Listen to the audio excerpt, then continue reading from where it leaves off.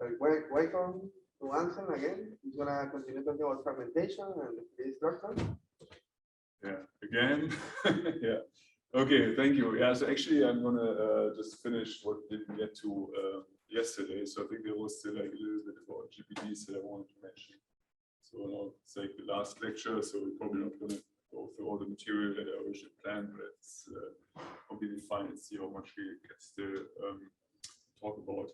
But where's the slide changer? Do I need a microphone? Yes, it's a slide changer. So you guys hear me okay online? Or? Yeah. Okay. So I think it's important for completeness because in principle we talk about the 3D structure of the nucleon.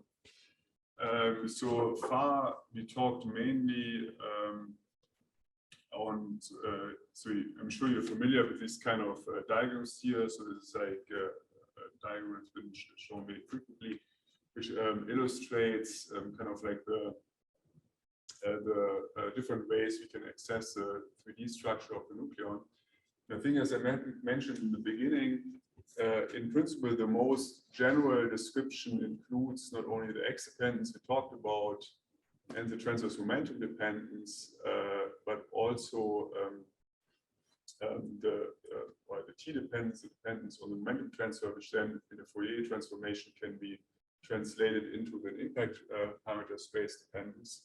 So you measure not only what momentum fraction your parton is carrying and what the transverse momentum of this parton is, but you also ask, okay, where in the nucleon do I hit this? Did I hit this? So the problem is with this most general description that here it's called a GTMD, so generalized TMDs.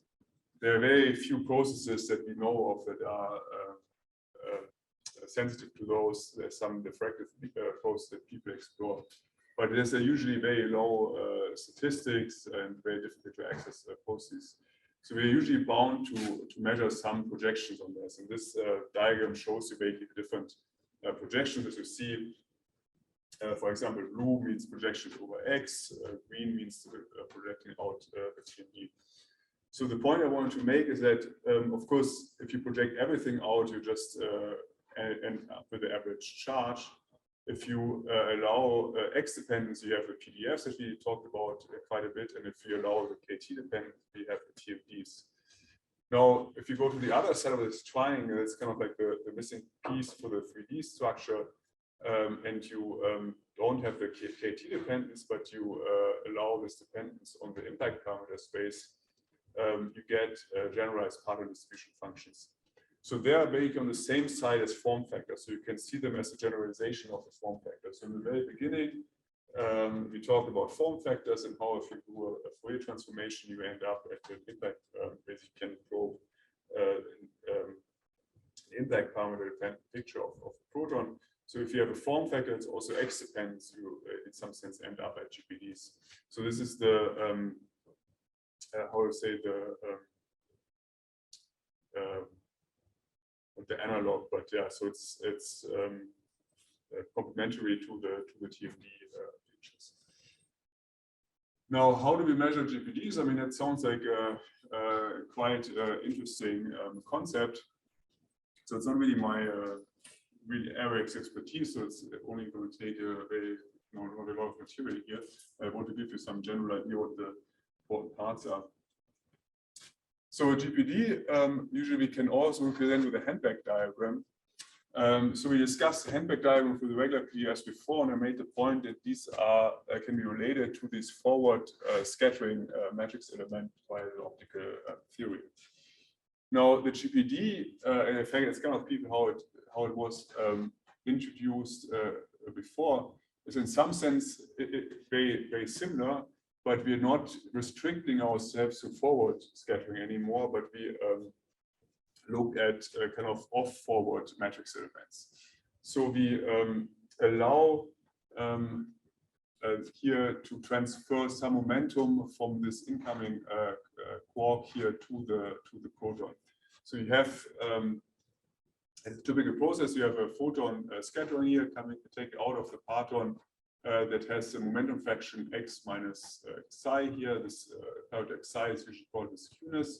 And then you transfer, in some sense, some form momentum on this parton, put it back into the proton. So you have this x plus psi here, put it back on, and you radiate the photon. So in this case, it's like a real photon that is showing you what kind of process you can use to measure this. Now, as you see in this process, there's some form momentum that's is transferred here. So that is very similar as we saw with the form factor. So that in the end is kind of the connection where we can get the 3D picture of the nucleon. So if you look at the definition of, you go from these handbag-like diagrams to the this Quark correlation picture that we introduced for the PDFs, they are defined in basically exactly the same way. The main difference is now that for the PDFs, we had the same proton state here on the left side, on the right side. But for the GPDs, that's not the case anymore, because you insert take out a parton and put it back with different momentum fractions. The initial and final proton states that you sandwich the operators in now have different momenta. But other than that, the formalism is basically the same thing. So you can parameterize it again with with the same function as the PDFs. So this is here for the unpolarized case, and now these parameters. Parameterization, we don't call PDFs, but we call GPDs, and they acquire additional dependency, namely on the skewness and the momentum transfer T here. And I should also mention, so there's a very comprehensive review on GPDs, which I will comment on this topic from Marco Steele and find easily. Okay, so why are GPDs so interesting? So as I already said, the main interest comes from the fact that they can be used to access the impact parameter representation of the particle distribution functions. So if we go to skewness 0, so we have to see how to access it actually, we can do Fourier transformation here over the momentum transfer. And that gives us the function in D space, so which is the impact parameter space. So in the case we actually have one of these GPDs here, we can extract the corresponding Quark distribution function in a B way.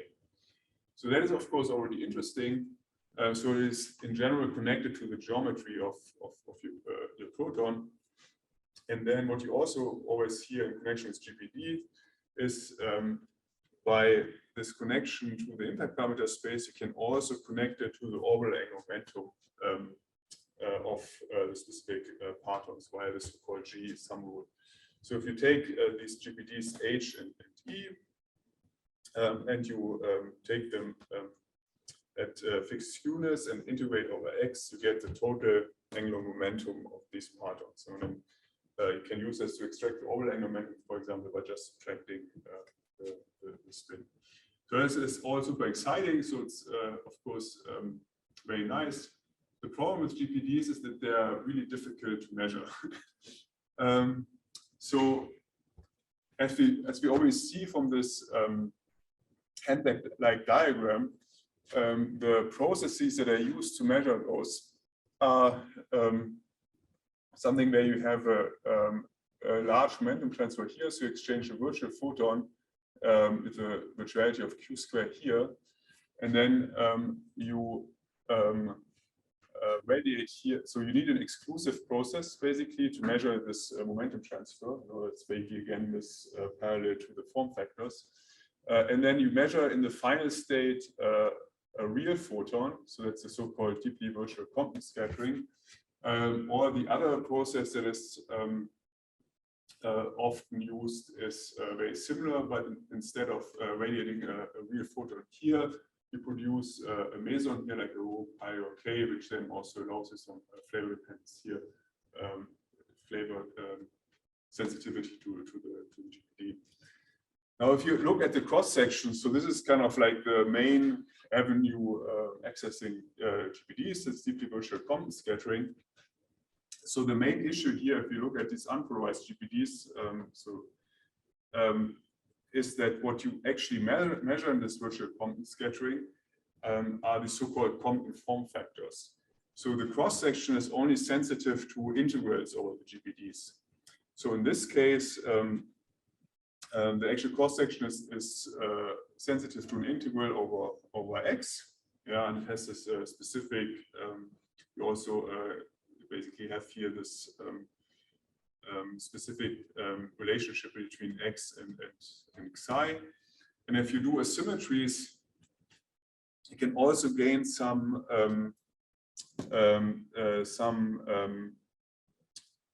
sensitivity to the diagonal elements where x equals xi. So if you do this measurement, you have this this function which has many dependencies. So at a specific point t, so you're looking at t equals 0, you definitely have dependencies on regular PDF on x, and then you also have dependency on the skewness. When you now ask what you can actually constrain for measurements, so of course what I can do is that if I sit at 0 skewness, I basically add my PDFs again. So my PDFs constrain this outer part here. Then the T shape, so the integrated T shape is constrained by my form factors. And then my measurements of deeply virtual quantum scattering and deeply virtual meson production, then axis is kind of like lines around this. So you see the beam and target spin asymmetries, x as a line where x equals the skewness, so you can measure kind of the diagonal.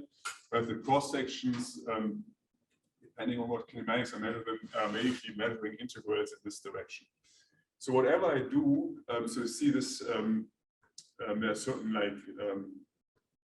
model or like if you have expectation mode, the shape, and there's some like modeling of these GPDs. So whatever I do, this whole extraction will be highly model dependent because I really have only very few parts which I can actually restrict.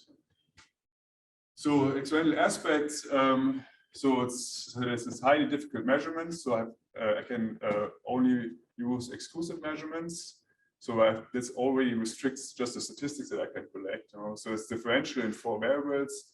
I can only measure convolution over the scalar quantities, which directly means I have a highly model-dependent extraction.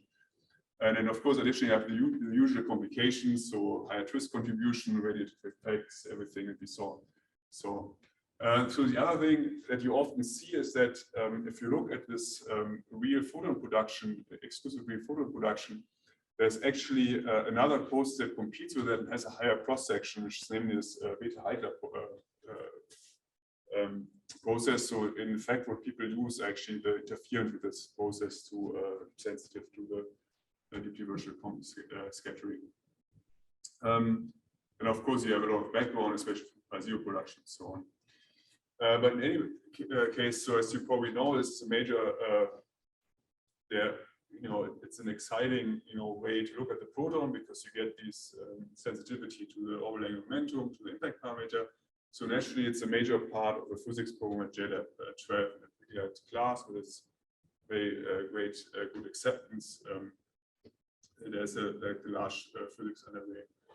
So here, I just wanted to kind of give you an idea how it looks like in terms of physics measurements. So it's like an observation figure of the first of DVCS and beam spinable symmetries now at class 6. And this is kind of like the statistics and measurements that you get. So here, it's a fit with the GPD signals that you expect. Of course, it's like integrated over all kinds of things.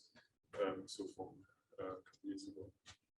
So as I said, this is mainly to give you a taste of what's possible or where it's going. So in terms of recent results, so if you look at the dependence of the DVCS cross section on this momentum transfer, you get in essence impact parameter dependence of the proton size in some sense. So that's a measurement that has been done at so it's similar. Right, okay, so I should make it more clear. So so the GPDs are dependent on X and this form momentum transfer T. And similar as a form factors, the dependence on the form factor on this form momentum transfer gives you in a Fourier decomposition, of course, the impact parameter. And we saw that the shape of the proton, the Fourier transformation, is kind of like an exponential. So if you just look at the exponent of this exponential, it basically gives you the radius of this of the proton. So if you do this X dependent, you can extract the radius of the charge distribution at each X. So you kind of get it's like measuring a form factor for a fixed X. And so that has been done by several experiments. So you see, depending on the X, by compass and also at Hera. So you get this very nice kind of plot that tells you, so this is like balanced quark, X of 0.1, and you go here to the C quarks, and you see you get some like taste about the shape in impact parameter of this particle distribution function. So if you go to the balanced quark regions, you see that you go to smaller sizes, and then if you go further out to the C quarks, they kind of spread out more and a bigger cloud along this. Okay, so this is one of the more tangible results. Then I measured. Then I also mentioned this access to the total angular momentum of the partons. So it's also some people try to extract from Hermes DBCS. So Hermes had like a pilot DBCS program.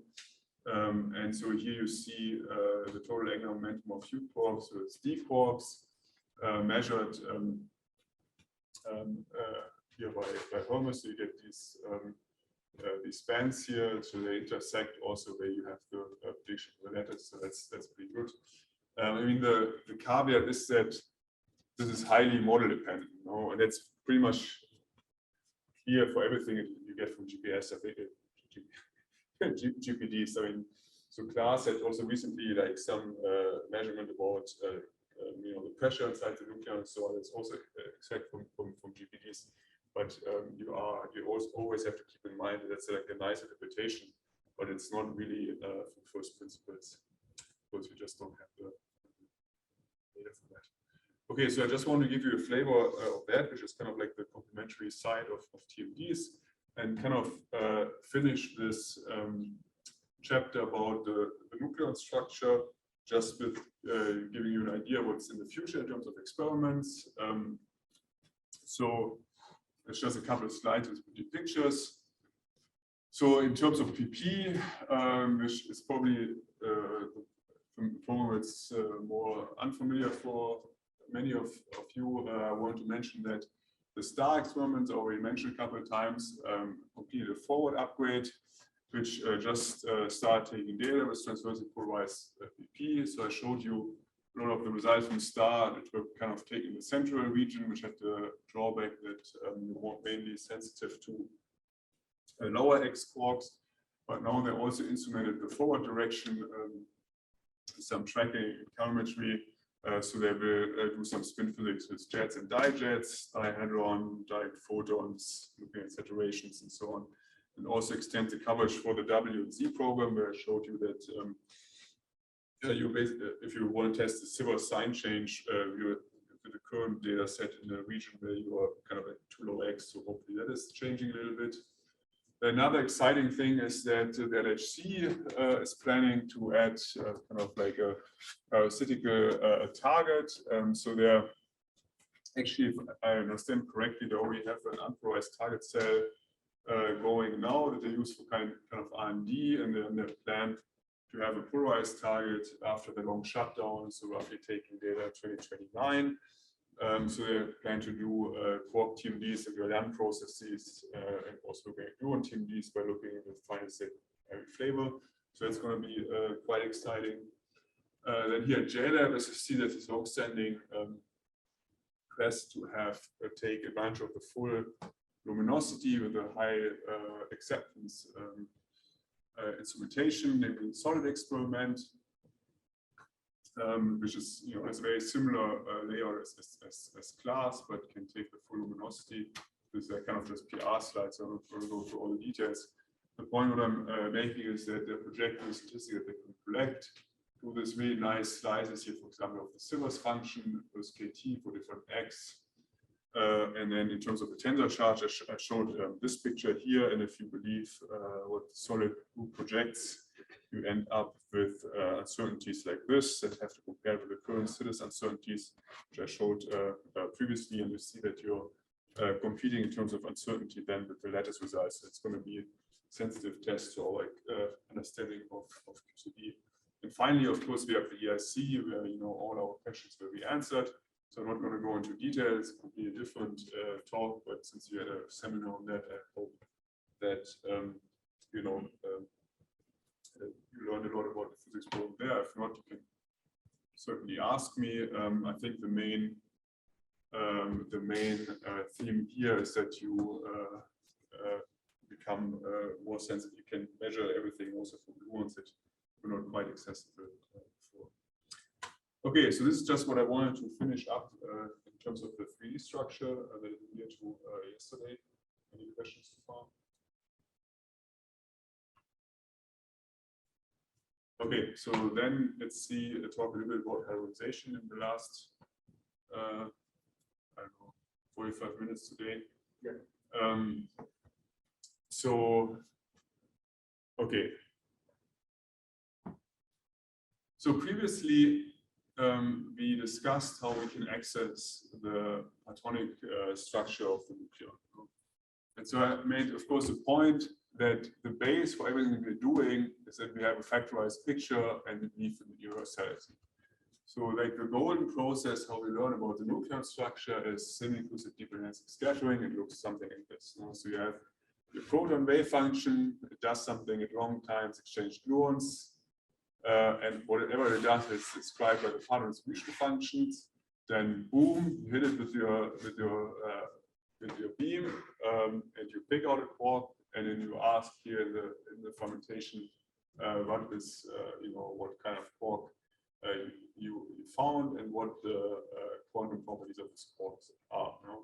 So at leading order, leading twist, we can therefore write a cross section in this shape. So we have the proton structure described here in this case by some TMD x kt. We have the hard scattering, and now, of course, importantly, we also have here the fragmentation function. So this is basically what we want to talk about. But this is not all what makes hadronization. I think if you listen to Felix, you know that there's much more about hadronization. I give you some flavor. But here I mainly talk about fragmentation function that we need to extract the parton structure in semi-inclusive deep enhancing process.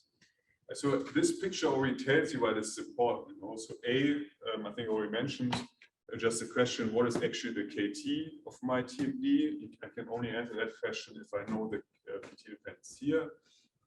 Then this gives me some idea of the flavor. And we saw that we need this to extract the quark polarizations for some processes. Okay, so right, so this is, yeah. And of course, the fragmentation function here is just a repeat. So basically, they contribute to virtually all processes. So as soon as I want to describe a cross section of hadron production precisely, I need the fragmentation functions, and they're particularly important for the transverse spins function. So some history. So what are fragmentation functions? I mean, you kind of have like an intuitive feeling that's pretty much correct here, I believe. So this term was introduced by Field and Feynman in '77. Basically just saying a fragmentation function encodes information on how particles produced in hard scattering processes are turned into an observed colorless hadronic bound finite state.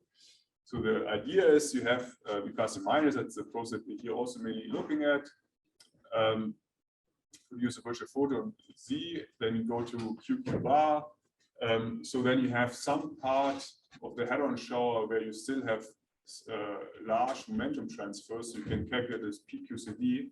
But at some point in time, you're in this low Q square region where you can't calculate anything, so it's like non-perturbative. So and then you come out on the other side with this colorless bound states, the hadrons, and then you have these decays which you calculate separately again.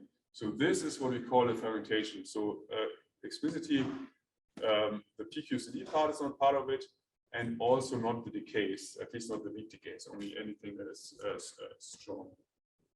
So as we see, there can be also used to study fundamental QCD questions because they're complementary to PDFs. Unlike PDFs, you see we cannot compute them on the lattice, so we have to measure them. And there's certainly need to extract the nucleon structure from semi-inclusive scattering. Yeah. So while they're kind of complementary part of PDFs, so the formalism that you use for fragmentation function is exactly the same, basically as PDFs. So we again have a correlation matrix. So this is like the hadronization matrix here, and we again look at the correlation between the quark fields. But the difference is now that we have on one side of our sandwich states the vacuum, because we basically create these hadrons out of the vacuum, and then in the end we have this hadronic final state. So the consequence of that is that we can't really,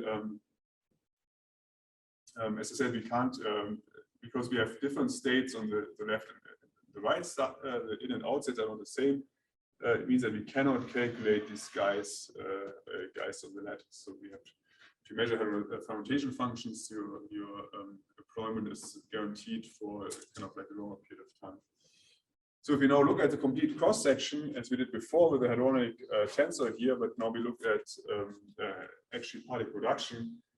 So I mean, obviously, this is nothing that we want to understand at this point in detail. I just want to make you familiar with the structure. So we saw the hadronic for the inclusive measurements. We had the traces here only on the quark correlation matrix. So now we basically have the same thing, but we also couple the outgoing quark to the hadronization matrix here. So you have this psi, the quark correlation matrix, and the hadronization matrix here. And we have this additional condition that the momentum of the quarks, choosing transverse momentum of quarks in the PDF and the fragmentation part is to basically add up to what I put in. And if you look in terms of handback diagrams, it's in the paper, that's how we show them. So we have the hadron here, we have the quark correlation matrix. Instead of for the inclusive process having the handle here and putting it back, it now goes in our hadronization matrix, and this is here that we use. You see already from this structures that the structure of the PDFs and fragmentation functions are completely analog. So you can see the fragmentation process as a time-like analog to the space-like the PDFs. And there are two processes I just want to highlight to show you that by using this analogy, you can also learn something about fundamental QCD questions that are usually asked looking at PDFs. I can also ask in the hadronization process. So one, which is my favorite example, is the analogy between the Silver's function and the production of transversely polarized lambdas. So as we discussed yesterday, when we looked at the Silver's process, we asked the question, what is the correlation of the transverse momentum of my quarks inside the proton with the transversely polarized transverse spin of my parent hadron? So then it goes out, and I detect the hadron in the final state. Then I made a Silver's effect that way. And we saw that it's interesting for many reasons. It gives you some access to the structure of the proton, but it's also connected to universality questions that are rooted in the gauge structure of QCD. Now, if I turn this around, I go from space-like to time-like. What I can do is I can ask, what happens if I have a quark produced here, so a plus, a minus, going to quark, anti-quark, and then I produce a transversely polarized baryon, or say, ideally, if I will have the exact analog, I produce a transversely polarized proton here, and I ask, how strong is this polarization correlated with the transverse momentum of the outgoing quark here? So that's exactly the same. I'll just switch it around. In fact, here I have the advantage that I have only one non-perturbative function. So I only have this guy that describes the hadronization here. Whereas in the SIDIS process, I have two non-perturbative functions. I have a PDF here, and then I have a hadron in the final state. And so since we can't really measure the transverse polarization of the proton, we do the next best thing. So we use a baryon where we can actually measure the polarization, which is lambda. So I show you to get to it, the results that we have. So we can look at the spontaneous transverse polarization of lambdas produced in plus and minus collision, and you basically ask the same question as for SIDIS in terms of universality and so on. So this is for TMD. Maybe less well known, you also have this analog if you go to GPDs. So if you, I showed you this kind of handback diagrams for GPDs. So if you go from that to the time-like process, you have this generalized distribution functions, which again, instead of having, the hadronic in and out states, have on one side the vacuum state here, and they're basically measured, for example, in plus and minus by two photon processes that describe the probability of two quarks going into hadrons. So it's a little more like a technical thing, but there also, you can ask about evolution properties and so on, which are also the same. Yes, please don't ask me what GDs. Could you explain why it's easier to measure the lambda polarization than for the? Oh, so right, we come to that because the lambda is weakly decaying, and the weak decay is, it's lambda is of course self-analyzing decay. So the decay distribution tells you about the polarization of the lambda. Proton, fortunately, does not decay, so we can't. So it's very impossible to measure its polarization. Yeah, so that is the thing. So people love lambdas because of that. It's mainly because of the case.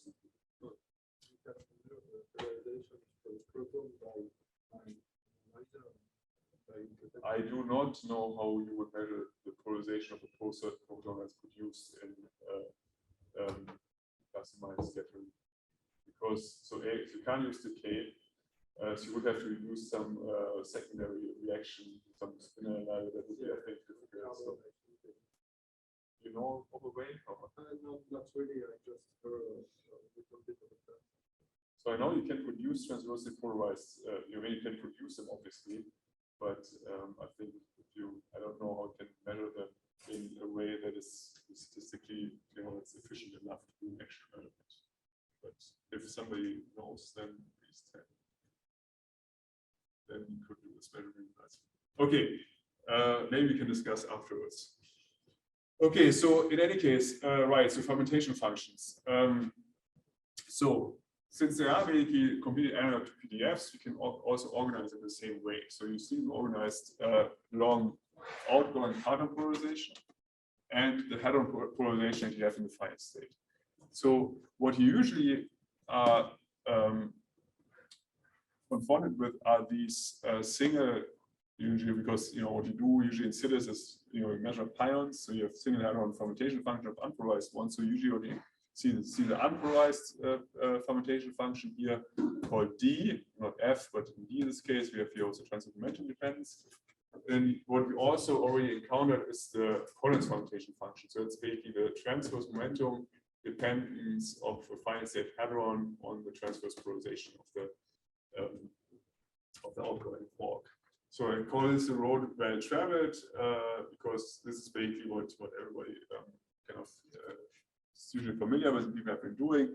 And here from completeness, so Z is the fractional energy of the quark that's carried by the hadron, so it's the energy to X, and then we have the T. And if you learn anything from today, then please remember that this is of course a much richer structure, and it follows the same symmetries and has exactly the same structure as the PDFs. So we can of course fill in these other fields that are also dependent on the polarization of the final state hadron. So this is, I think, also a question came up yesterday. So obviously I can ask, okay, what happens? I think these are a little bit offset here. It should like all kind of come down. So we can ask, okay, what happens if I have an unpolarized hadron going into a transversely polarized variable? So that is something I can have with the lambda. I can also ask, okay, what if I have a longitudinal polarized hadron going into a polarized hadron? That's a collinear lambda formation and so on. So I have exactly the same structure as with PDFs. With TMD PDFs, basically with the same reasoning, so I can expand my hadronization matrix exactly the same way. It's just what we have to keep in mind is, of course, that to measure polarization in the final state is difficult, and so the only feasible way I think people have is to look at lambdas. So, but here, this, of course, can be used the same way as we use TMDs in the proton to access spin-orbit correlation in the proton. We can use these fragmentation functions to encode spin-orbit correlations in hadronization. Okay, and then the other, okay, so they're similar as PDFs, they have a probabilistic interpretation. So D is what we usually call something. So it's just a spin average case here, the collinear ones. So it's unpolarized quark, unpolarized hadron is probability for quark to produce hadron. Then longitudinal polarized quark here into a longitudinal polarized hadron. So this G is then the difference between the different spin states. So if it is the Z way minus the other way, producing the same hadron, and then the same for the transversely polarized case. So similar, I think, as I kind of mentioned. So this collinear spin-dependent ones, the same way as for the PDFs, are only possible here if you actually have polarization in the final state. Okay, so the other thing, because it's kind of like, I think it becomes more, it's a pretty vibrant program at class and also at the EIC. What you can also do, which is very similar to asking for polarization in the final state, you can look for dihadron correlations in the final state. So instead of looking at a lambda and how it decays and what spin it had, you can look at two hadrons and ask for the relative angular momentum. So you don't get an exact analog to the polarized fragmentation function. The reason is basically because you look at orbital angular momentum, so the quantum numbers are a little bit different. So you get only part of this, but you get still some interesting fragmentation functions. So you get the unpolarized, of course, dihadron fragmentation function. Then we have here transversely polarized quarks going into some kind of transversely polarized state. We saw this as the IFF, so it's like a collinear function. But we also get new ones if we don't get in a single hadron case. No? So in particular, I don't really have time to talk about it, but so for example, here's a very interesting function which is sensitive to the helicity distribution, to the longitudinal polarization of the outgoing quark. So that's not allowed if you have a single hadron fragmentation. It only comes about if you have a TMD and you go in two hadrons. In some sense, what you can think about is you have the helicity going out, you give it a little bit of a transverse kick, and then this transverse polarization projection and gives you a dihadron correlation. So that is very interesting, and for people interested in history, this is connected to a very old proposal on jet handedness measurements, which has a connection to measuring the QCD vacuum structure, so the local CP violations in the QCD vacuum. You can measure that way. So this is interesting, because it gives you a more precise way to access the nucleon structure. But since you measure kind of like two hadron correlations, and you can do a differential in Z, the mass, the PT, and also the decay angle, which is basically parameterizing the complete state of these two hadrons. We basically can use it as a complete two-particle correlation description of hadronization, and use this to understand hadronization better. Okie dokie. So this, I hope, at least something you take away, that we have this kind of the same zoo of fragmentation functions as you have in PDFs. And here I want to add something else, because this is like a limited picture, no? Because in reality, since the final state orbital angular momentum can be anything, I have a whole tower of fermentation functions. They all have different angular dependencies, because depending on the orbital angular momentum that I produce, the dependence on, so they can do a partial wave decomposition, so the dependence on this decaying will be different. Maybe you have an infinite tower of these fermentation functions. Okay, just to remind you again, I haven't already done it, why it's so important to measure the fermentation functions. Give you some examples. So here, there's the obvious one to remind you of the cross sections, that we certainly need the transverse polarized pendant. The fermentation function allows me to extract the transverse polarization of the hadrons, which of course are going into all the chiral odd, coupled to all the chiral odd PDFs. So this is hopefully clear from yesterday, but there are also more subtle needs that are maybe not that well known, often overlooked. So one example is that you need this to extract the TMD dependence of the fermentation in order to say anything about any TMD in the particle. So people often say, okay, we measure the Sivers effect, and that way we can extract the Sivers function. But they do this basically without taking into account that your hadronization also has a transverse momentum dependence.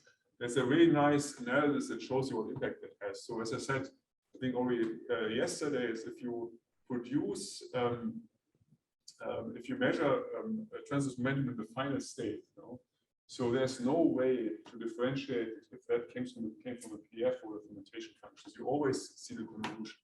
So you can ask yourself, I think I'm missing a plot here. Okay.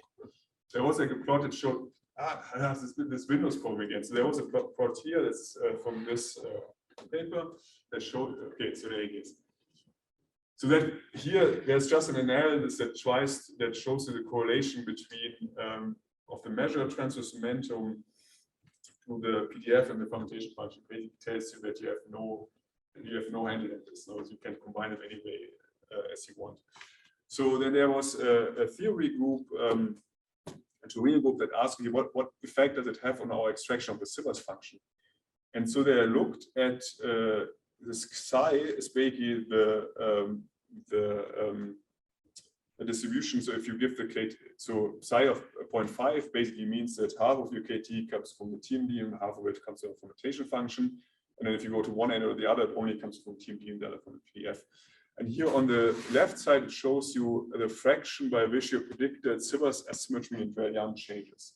And you see by moving this along, you can get any kind of a symmetry that you want. So if you ask for, if you want to do the sign change measurement, this projection that we saw from Compass, then in some sense meaningless if you don't have the transverse momentum dependence of the fermentation function, because you can't make a prediction of the SID, what you expect from SIDIS. Okay, so really you want to get the TMD dependence. Of course, you also need it just to get the TMD dependence of the PDFs, which is fundamental properties. So I'm not sure if they showed you, but at the ESC, we always show people these like very nice PR plots, how well we can measure hadron spectra versus PT over many XPK and so on. But of course, this is kind of pointless if you can't differentiate between the KT that's generated initially versus the final state. Okay. And it also motivates that we have to have this in the same position. So the final motivation I want to show again, this plot is of course that having fermentation functions for flavor-dependent fermentation functions for pions and kaons are essential to have flavor access in SIDIS measurements. So, for example, you want to have the C4 polarization or something like this. So we saw that we can, in principle, extract that from charge current measurements. But certainly, if you want to do SIDIS measurements at lower scales, so obviously charge current you can only have at high enough Q square, where you actually produce W's. So if you go to lower scales, you really rely on kaon production. And as I showed you previously, this is still a little bit controversial. So we don't have that much precision data, but if you fit data at this point, so this is from this jam fit I showed before. So this is basically the same fits of E plus E minus and SIDIS K-on data. It's just showing here the chi-squares on the plus and minus data, the chi-squares on the SIDIS data. You see that there's still some tension between the plus and minus and the K-on data. So it's something that has to be fixed. So this is why you need commutation functions as a tool in addition to the QCD learning about QCD. So, okay, how long do I have? 10 more minutes. How many? 10 more minutes. Oh my God, it just started.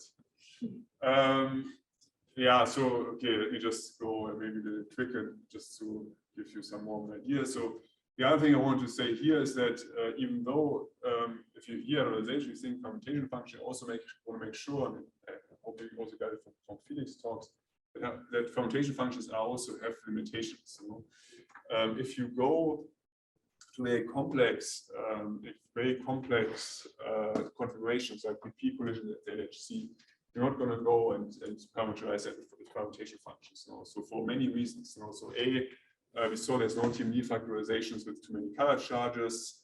You have problems if you go to small PT. Then of course permutation functions are unknown in many areas, and also you have if you go close to beam remnants, you have additional color connections. So you don't do that. So what you do there is you really want to do Monte Carlo modeling. No? So and there are two ways to describe hadronization in terms of Monte Carlo model. There are many ways, but I just want to show you two very popular hadronization ones. So one that you've probably heard about is the Land string model. I also discussed it for polarization some time ago. So the idea is you have this color flux soup that breaks and then creates these QPR pairs, which then produce the hadrons. So here I have later on a slide that shows that there are new efforts to introduce spin with that to also do spin-dependent fermentation.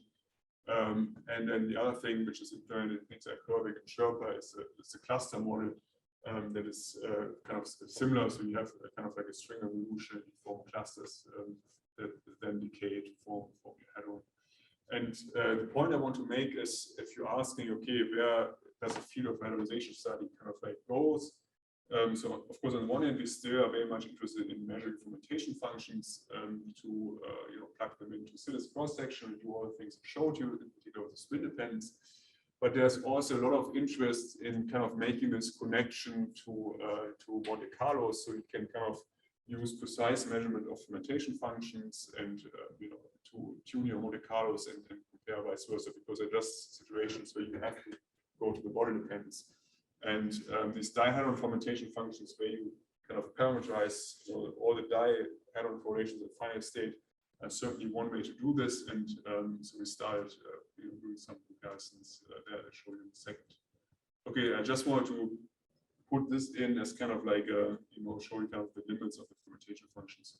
Okay, but since we only have a couple of minutes left, let me just show you the kind of like the popular measurements of how to measure fermentation functions.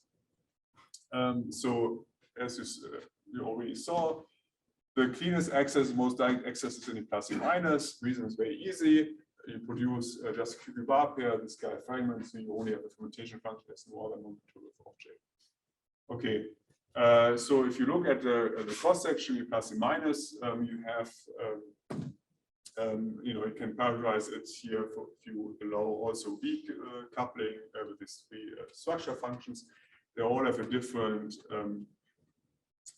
angular dependence here.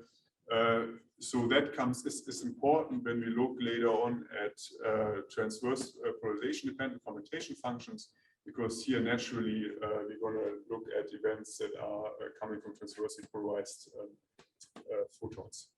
So, but if we integrate everything, we just end up with this F1 structure function, which is directly proportional. So this is here the next to leading order expression. So it has this additional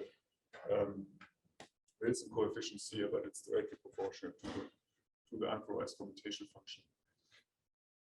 So I kind of mentioned this. the obvious disadvantage of the plus and minus is you have a limited access to flavor, and you have a limited access to gluon fermentation function. There's some ways around it. So you can use the different couplings between the Z and the gamma to get some flavor access. There was one experiment with a polarized beam, so you can use parity violating of coupling to couple to quarks or anti-quarks, or you can use back-to-back configurations. We have some flavor correlations. If you have, for example, K-on-K-on, it's probably more likely to come from a strange Quark. Gluon fermentation functions, in principle, you can get the same way as in SIDIS. You can get it from evolution or from free jet events, but you just don't have much data in high energy plus and minus. So that's like so where do we get those from? So gluons fermentation functions somewhat obviously from PP. The problem is that that's, as we saw, it's not very clean. So we use processes like this, like glue, or gluon, or it's Quark production. So as soon as we have a gluon in the final state, of course, you can use this to do the fermentation function of gluons. The problem is, of course, that you have no access to the initial partonic kinematics here, and you have all these usual complications of PP.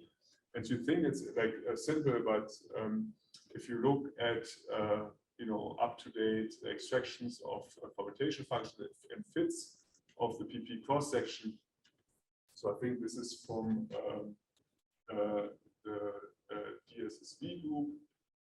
So you see that they actually fail to describe a lot of the PP data quite dramatically. And so the reason is not really clear. And so often what happens is that these people just exclude the low PT data and PP because they just don't know how to describe it. It's just like this kind of goes into this earlier thing that I had with the limit of fermentation function. As soon as you go to PP, very few of a little bit of the phase space of PP is actually clearly can clearly describe the fermentation in this perturbative factorized picture of PDFs and fermentation functions. And of course, for the flavor, depends on the fermentation function, but also use SIDIS. Entirely new avenue, which is exciting, is in jets, which is made possible by the new theoretical advance that Felix talked a lot about it. So I kind of like just jump over this. But I just want to say that this is, of course, exciting to measure fermentation functions both in PP and at the ERC, do it in jets. I think the theory is quite well understood, at least that's what I'm told. I don't think it's that tested. Okay. So I want to come showing at least some data and analysis, so it's giving you the kind of players. So plus and minus history, of course. Petra and Daisy was one of the first plus and minus machines, famous for discovering the gluon. So it's like the first gluon event, 79.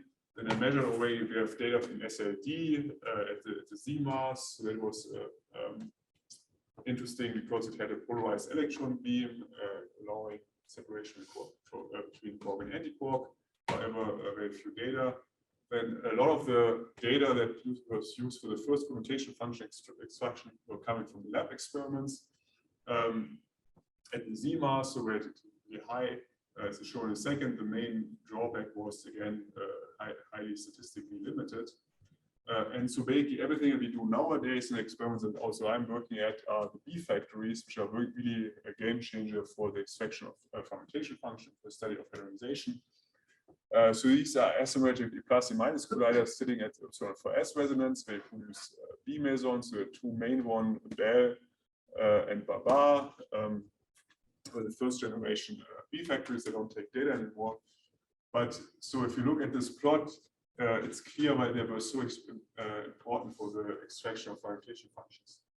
So this shows you the measurement of single pion production from the plus and minus. So it's just single pion. So I remember that I tried to make the point that for flavor dependence or spin dependence or hadrons, you actually want to measure correlations. So this is just single pions.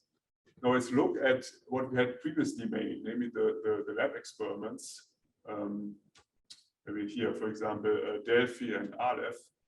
you basically run out of statistics at like 0.5. There's nothing here, no, very little there. So if you go to high Z or want to have anything of correlations, you really want to go to the speed factories which have, you know, several orders of magnitude higher statistics going out to the highest Z's. So we collected more than inverse right here. Let's just skip over this in the interest of time, and also say, so what we now have actually next generation, so the Super B, which has the goal of start data taking a couple of years ago with the goal of actually collecting 50 times more data. How do we? So the only problem you have to solve with the B factors, or as said, you sit basically on this Y4S resonance where you produce BB bars. Fortunately, there's a very easy way to remove that resonance from your data set. So you look at this event shape variable thrust, which basically tells you if your event is more spherical or more digit-like. And because these B mesons are produced at rest, they decay kind of spherically, so you can cut them out with the thrust cuts, and you end up with events that all look like digit events. So it shows you the energy distributions for a typical event, and the way you don't have a B contributions here, only have yes and C. Just going to some highlight Belle measurements that were used in the fragmentation function extraction. At least I want to get to the points of measurement for the most famous one. So we did already some time ago the identified hadrons by plus by minus. So the variable statistics here. This is, as I said, which can be used for flavor extraction. We also have the proton. So actually, it's not shown here. We also have the back-to-back one. So this has been used for the first extractions of the fragmentation functions from just the plus and minus data. So it's HK and S groups, and here you see the NPF groups. So it's that just the plus and minus data. So you see it still has fairly high uncertainty, and they don't have any sensitivity to the gluons in this case. Yeah, same from JAM. So this slide was only here to show you what, if you just look at plus and minus data, how nicely the theoretical position is here. And that's next to the order for Gen 21. Skip this. We don't have time anymore. So I just want to show you two measurements that are a little more relevant to what I was talking about. The one is the transverse momentum dependence. That we have like the first data now. So if you look at the plus and minus, there are two ways to extract the transverse momentum, or like at least two ways to extract the transverse momentum, depends in hadronization. The one is, so you have to have like a direction with respect to which you measure the transverse momentum. No? So you can either use the thrust or jet directions and measure the transverse momentum relative to that. So this is kind of like the obvious way, but it's a little bit questionable, you know, what kind of transverse momentum that actually is, you know, because you have a theoretical description of the jet and relate that to the actual parton direction in your measurements. And the other kind of like classical way is to use back-to-back hadrons to make the relative transverse momentum of one hadron to the other, which then measures the convolution of between over the transverse momentum of these two hadrons. So this measurement we're still working on. Oh, it's also flipped again. Okay, so if you look at the real slides on the Mac, it's the right way around. So this is the measurement that we have on Belle on the transverse momentum. Okay, it's like a little point that, okay, it's, okay, I can't even read it. Okay, so what you see is that over different Z's for different particle spectra, you see it has a very nicely Gaussian shape with non-Gaussian tails. And this shows you the extraction of the Gaussian width, and it shows you that basically if you have low enough Z, the Gaussian width goes up with D, which is kind of consistent what you expect from TMD evolution, and then at the tails you have the perturbative tails. It's a theoretical description. Let me end with just showing you how to measure the polarization-dependent fermentation functions. So we saw for the SIDIS part that we really need as an input this Collins fermentation function, a Di-hadron fermentation function, which gives us the correlation between this azimuthal angle of the hadron produced in the final state, the transverse Quark polarization. Of course, we have unpolarized, it's the same for the dihadrons, we have unpolarized plus or minus. So what's the trick here? So the trick is I kind of anticipated already when I talked about the transverse photopolarization dependent structure function. The trick is to look in a direction where your virtual photon you produce is transversely polarized. So then what it produces is a quark anti-quark pair with transverse spins which are correlated. Then you measure the effect in both hemispheres at the same time. And because the quark spins are correlated here, the angles of the produced hadrons are also going to be correlated here. So you don't know if that spin is up or down, but you know it's transversely polarized.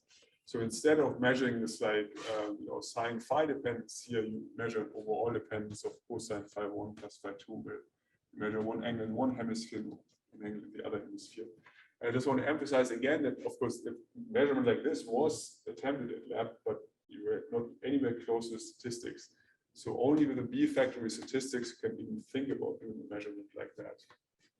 And so that was done both by Belle and Bava, which was pioneering what it was enabling the first extraction actually of the transversity from Collins asymmetries. So here you see them like a Z1, Z2 winning. You have very significant asymmetries here. And we also did this for the dihadrons. I think I'm kind of out of time, so I think I'm going to stop before people fall off their chairs. You can ask me about Monte Carlo data comparison from dihadrons. You can ask me about lambda production, transverse lambda production. You can ask me about jet production, and that's it. And then so this is the summary. I just want to point you to our recent white paper. So if you're interested in hadronization studies, in particular the plus and minus, you can look at this archive.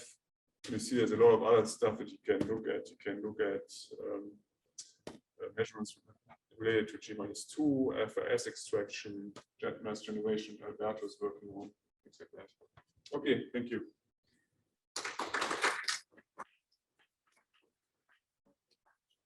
I'm going to ask you lambda production now.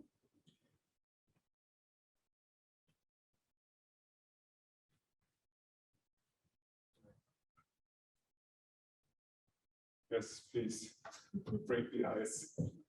Like when you measure like final fabrication of the type of process, what do you feel with the weak decays and the choice about whether you know how much yeah, so the difference, so we have taken to the practice of publishing two values, the one just integrating over everything, and one correcting for weak decays, basically based on Monte Carlo. So we look in the Monte Carlo what fraction of ions are either decaying or producing decays and correct for that. So we show both. So it's that. So we basically show what we measure without any corrections, and then we show what happens if we correct it for the weak decays. At least we did this for the cross sections. For other measurements, right. So we use the Monte Carlo for the correction, and so we did this for the cross section. So the spin dependence things doesn't really matter that much. So hasn't been done, but for the cross section, we show both. I mean, if you look at the fits, so Baba started this and they called it like traditional, non-traditional, or something. I don't know, but both should be there. Right? Is it like detector dependent? Like would you go to detector that like the biggest particles, or is it not possible? Like they're always going to decay once they reach the detector.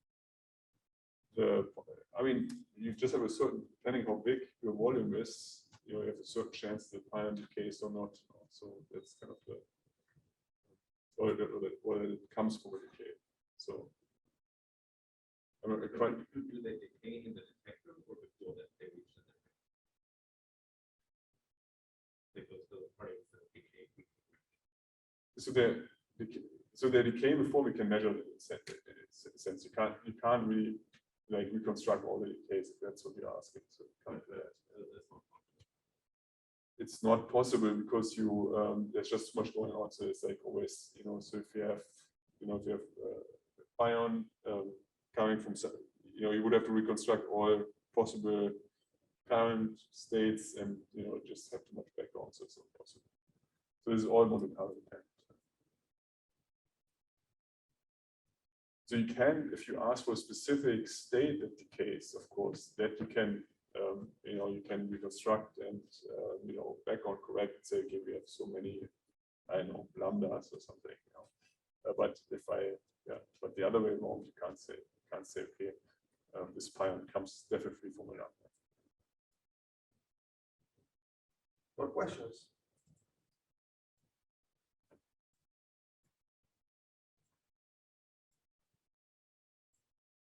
No? Are we tired? Well, then we thank Anselm for the lecture.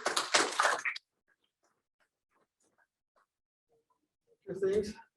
One, they Anselm told me that the check should be ready for pickup tomorrow morning. So I will believe it when I go there at 8 a.m. and I see it. But so the hopes are increasing. I hope that tomorrow I can really give them to you. Second thing, we discussed the possibility of having recitations with the speakers. Would you like to have that this afternoon after a suitable break? Don't drop up and say yes too loudly. There is one nodding person. What about tomorrow? Two, after the seminars, I don't know. No, there is are we having a picnic? There is a picnic tomorrow. There is another thing. Tomorrow we will have a picnic. It's a farewell dinner, picnic style. Food is picnic style, American picnic style. And we'll have this at the residence facility inside. I can give you more details tomorrow. And this will start at 5. Okay, at 5 p.m. we have that. So not tomorrow. We can do this tonight. I already saw two people nodding their heads. So we reach a quorum. Feel free to join. I would suggest maybe at 5:15 perhaps we can come back and chat with the speakers. Okay, so that is done. Anselm, come back. Come back. Come back. Let's go ahead now.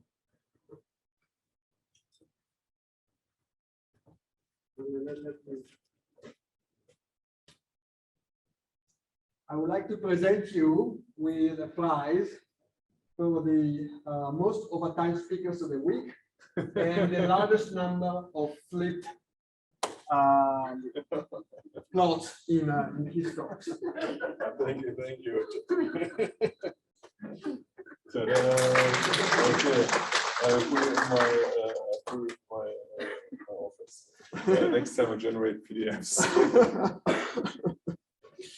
Okay, thank you. It was a joy. Hopefully there are more questions, and then you please talk to me and on Slack. Okay, then thank you again to Anselm and also Felix. This concludes our lecture program. What we are left with are a lot of seminars, and starting from tomorrow at 9. Is that correct? Yeah, it's 9. Just one more thing that is very important for the seminar. You are alone. That means please stay in your time. Okay? Or no, it's really important. Just we want to give all of you the possibility to present your research. So it's important that and stay in time, so we don't drop dead at the end. So we would like to give our attention to all of the speakers. It will be fun.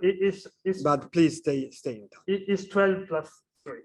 So organize yourself and be ready for tomorrow. A very important part of giving a seminar is actually getting questions. So this has two parts, two consequences. One, you should stay in time so that there will be time for your audience to ask questions. The second thing is try to think about questions to ask. It's sort of a rule. It also helps you paying attention and make the most of the presentation, any kind of presentation, I mean, lectures, seminars, whatever. But it will also be great for the speaker to get a couple of questions. And usually there are not much problems in our group, but yet, so pay attention to also ask, think about questions and ask them when your mates here will be done in time with their seminars. The other important thing about seminar, since we are a lot, if you arrive like 5 minutes before your session, so we can try to figure out if your slides are working and everything. And please post them on Indico so we can access directly to this computer, and we don't have to deal with emails and thing. We can just check and start. Okay, thank you very much. Do you have something else, Alberto? No. So see you, some of you at 5:15, the others tomorrow. Thank you. Thank you.